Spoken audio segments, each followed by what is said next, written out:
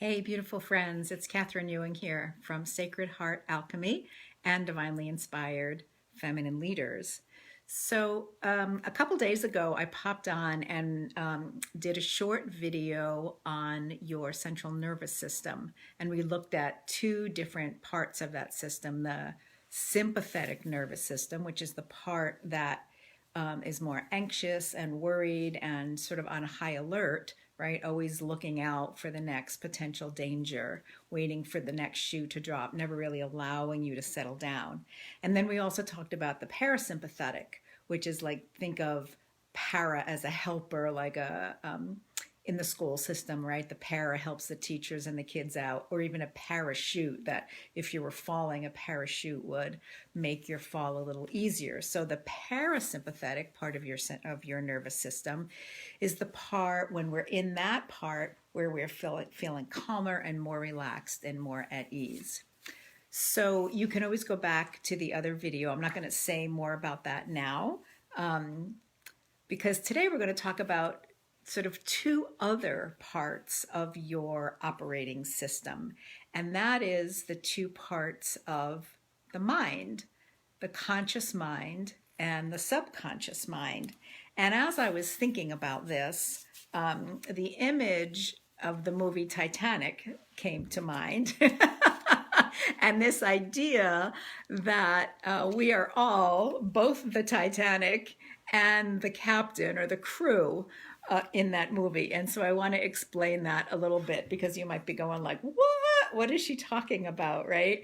So hopefully by the end of this video, using this very familiar example, right, of the Titanic, pretty much everybody knows what that is, you'll have a more clear understanding of these two parts. So before we start, I'd like you to imagine an iceberg in your mind, right? This big mass of ice where about 10% is actually seeable, it's visible above the water. And somewhere from 85 to 90% or 87 to 90% is below the surface and really out of our line of vision. So, and now think of that poor captain of that Titanic. So the way that you are the iceberg is what I've just described, that the larger part of your consciousness is actually below the surface, right? The conscious mind is somewhere around 10%. Those are the things that we're aware of all the time. It's kind of when we're going through our day, we're in our beta brain, keeping track of our to-do list and what we need from the store and what we need to do for work or what family members need from us, right? All of that sort of administrative and executive function. There's also sort of at the edge, if you will, sort of just around that waterline, there's part of the conscious and then into the subconscious. That's maybe not right everything that we're thinking about in the moment, but it's very accessible to us, the birthdays of our loved ones or, just other things that we have access to. We can reach them if we think about them for a moment, but they're not necessarily in our conscious awareness all of the time. But then the much bigger piece of that iceberg is what's in our subconscious or our unconscious. It's really out of view, right? We don't see it above the surface.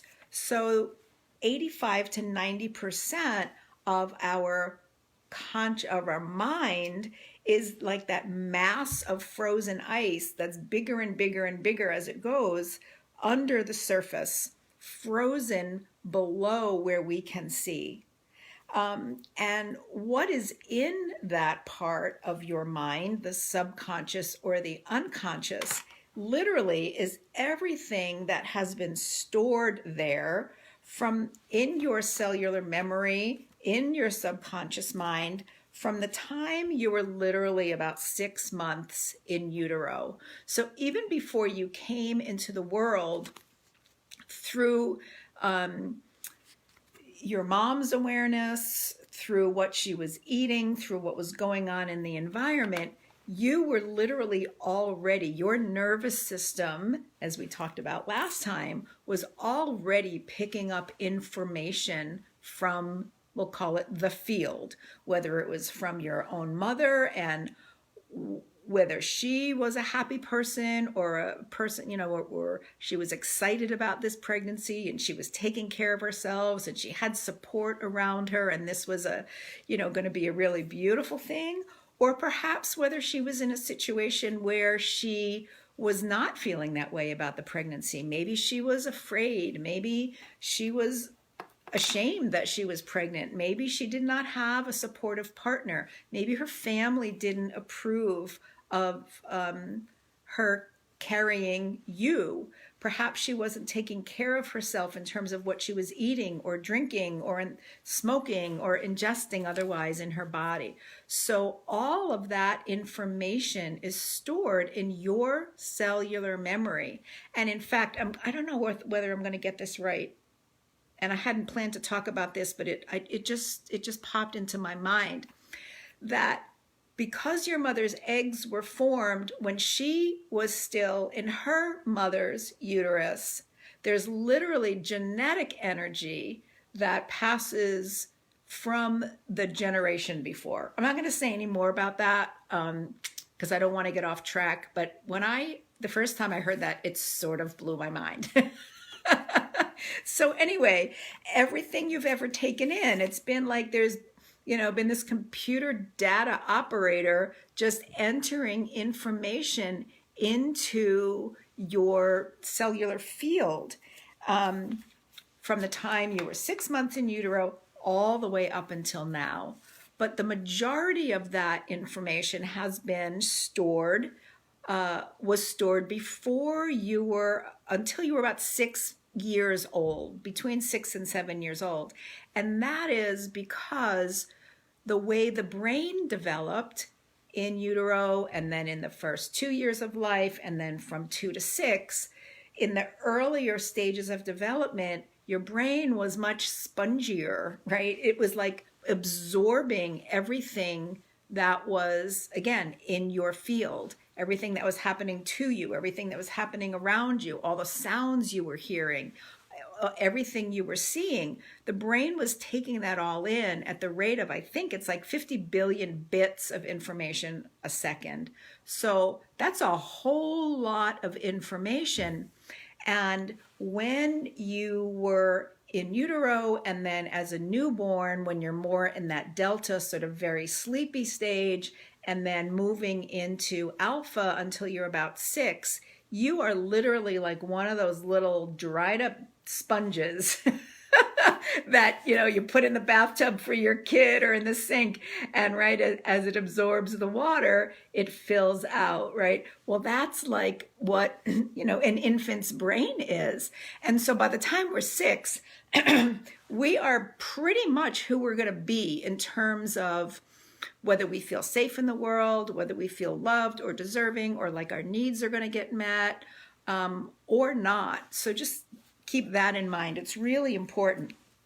So the older and more dense, and by density, I'm talking about like the emotional guidance scale, the denser emotions of fear and grief and terror and shame and guilt and blame and resentment, powerlessness, feelings of despair, right? Those heavy, dense energies are sort of filtered to the deepest parts of your subconscious. So the events that cause them, the details of those events may have been so overwhelming to the limbic system, to the part of the child's brain that processes emotion, that they were stored very deep in your subconscious, literally as a way to help you survive.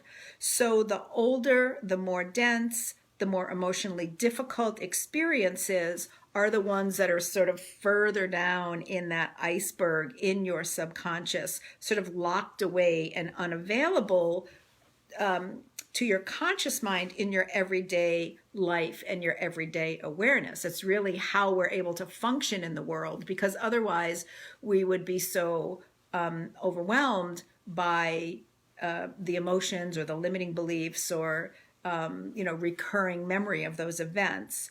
So the more painful and the more threatening, the further and deeper it's locked away. So that's how you're like the iceberg. So is that clear? The little bit that sticks up above the surface is your conscious mind, the 10% that sort of is going, doing, getting shit done, right? Remembering people's birthdays or where you need to be or whatever. And then below that, we have kind of the subconscious where it's a little more, and then the completely unconscious. So let's talk about the Titanic, right? So the Titanic is the boat and the captain, he's in charge of the boat. So they are more like your conscious mind. Again, for the most part, completely unaware of the danger that's lying ahead. There might be some little signals, there might be some blips on your screen, but for the most part, things are just going along in your life. Things look, pretty good for the most part. On the outside, generally speaking, everything looks okay. People wouldn't necessarily know that inside things were not going so well. Just like the Titanic, it was like the most beautiful ship of its time, right? It was all the wealthy and privileged people who were on this voyage of this beautiful ship. And it looked like things were going splendidly. And the poor captain had no idea of the looming threat. And I don't know exactly how it happened, but at some point, I'm imagining the visual of that iceberg came onto their screen, came into their awareness. And I would imagine also that at that time, the ship probably did not have the technology to pick up the enormity of what was below the surface. So there was a few dynamics here. One, it was out of the captain's awareness. He didn't necessarily have the tools or the technology to recognize what he was running into. And even when his awareness was triggered, like, oh, crap, there's that iceberg, the size of the ship, the momentum of the movement of the ship, and the program that was already, the course that was already programmed into the ship made it really difficult for the captain to try to steer away from that iceberg, in a timely manner, right? Especially not knowing what was below the surface. So even if he had tried to steer around it, the size, the forward momentum of the ship, and the preset programming of the ship wouldn't really allow him to steer the vessel far enough away from the iceberg to avoid a deadly collision. So what does that have to do with you?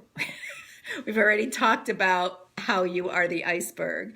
The way that you are the Titanic is because you are also running programs that were set a long time ago, again, by the earlier events of your life, by the way that your early brain, the younger parts of you developed programs to literally survive, to adapt, to adjust to the family system you grew up in, perhaps to the religious or, church tradition you lived in. Certainly, many of you listening are women around my age. So certainly to the patriarchal system that we grew up in that, still needs some work. But so we have all of these influences where we've already created our programs.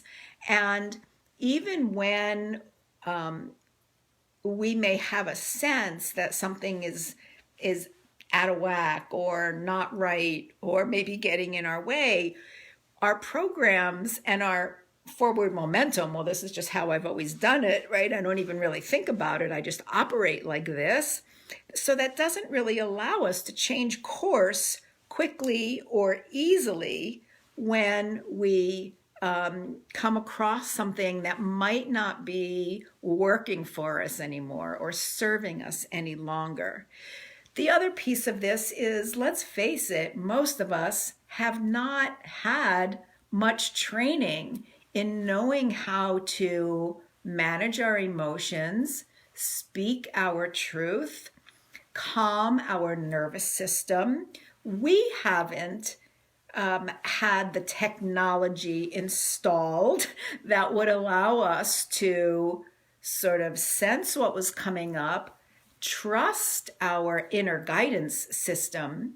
One of the things that is so clear for me in the 30 plus years that I've been, 40-ish, doing not just therapy, but work in sexual assault and domestic violence and child abuse, is this turning down of the dial on our own inner knowing, on our own intuition, when we have experienced neglect or abuse and tried to speak about it, let people know, and we've been shut down or told, oh, that never could have happened, or don't ever let me hear you say that again about, Uncle Joe or whomever it might happen to be.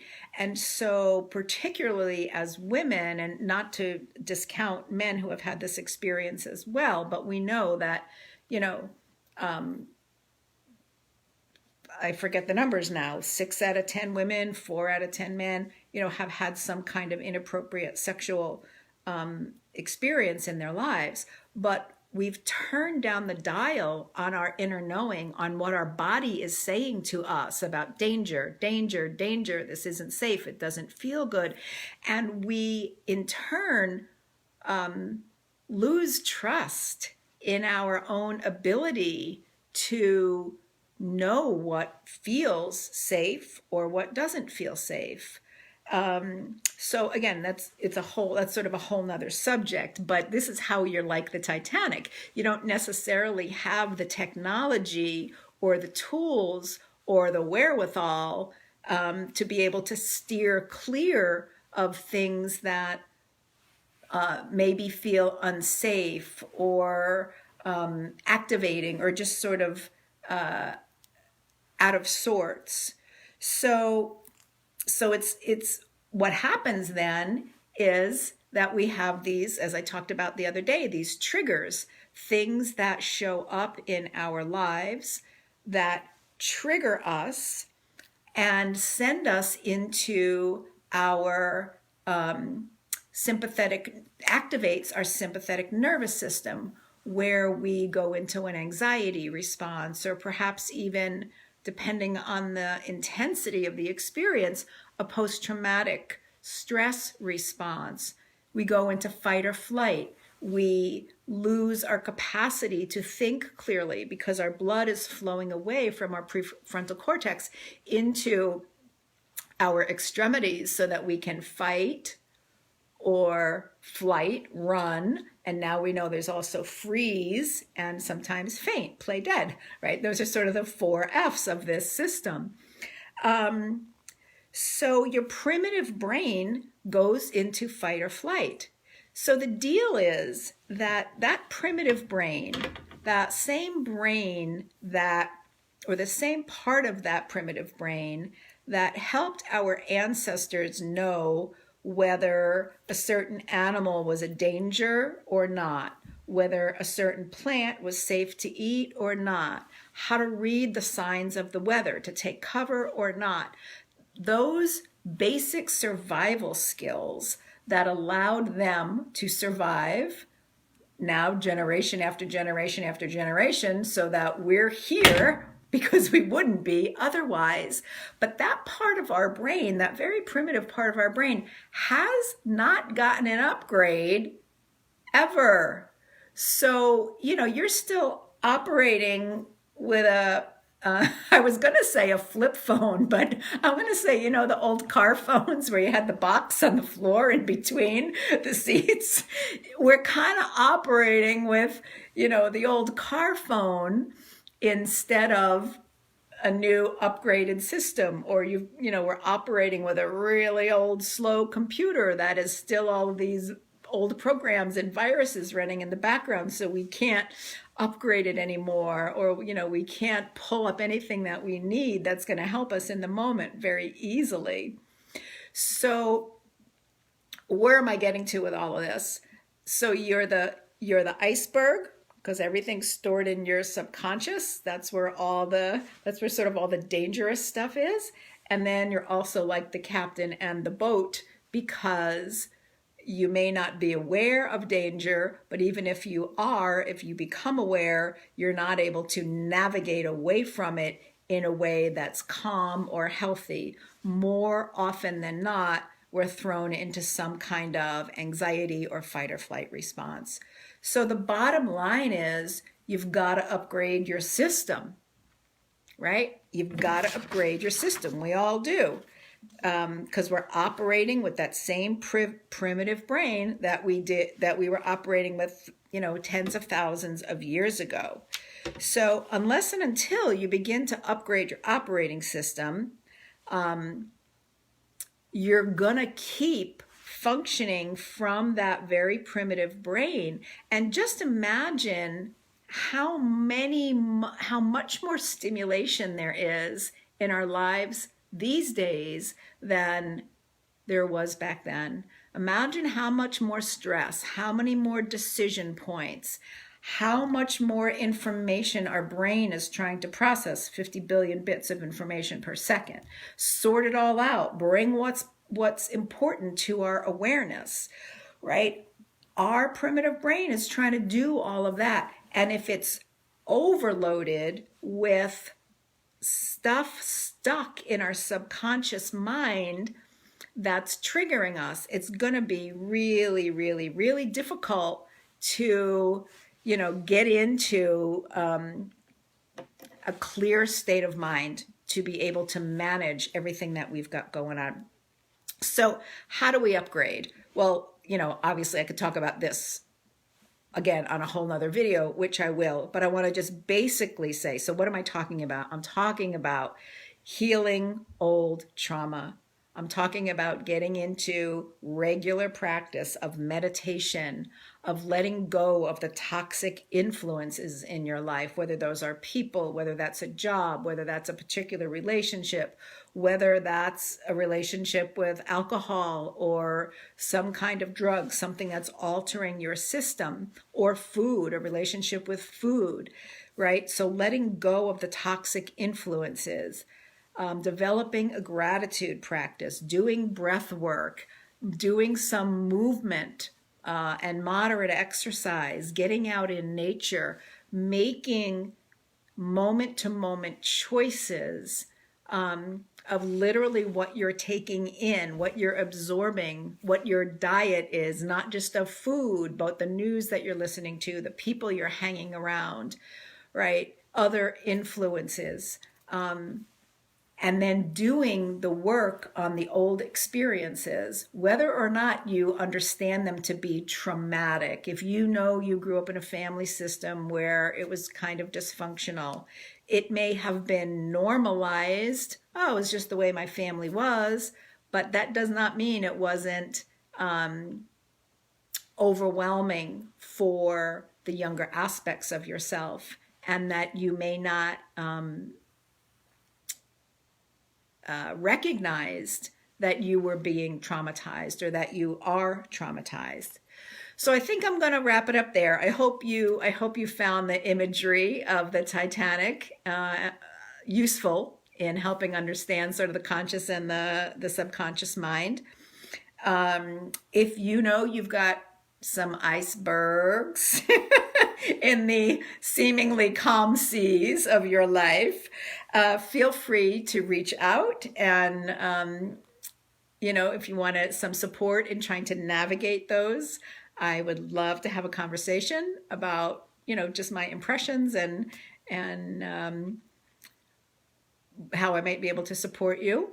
Otherwise, have a beautiful rest of your, well, it's Sunday here where I am, Sunday evening. And until next time, namaste. Bye now.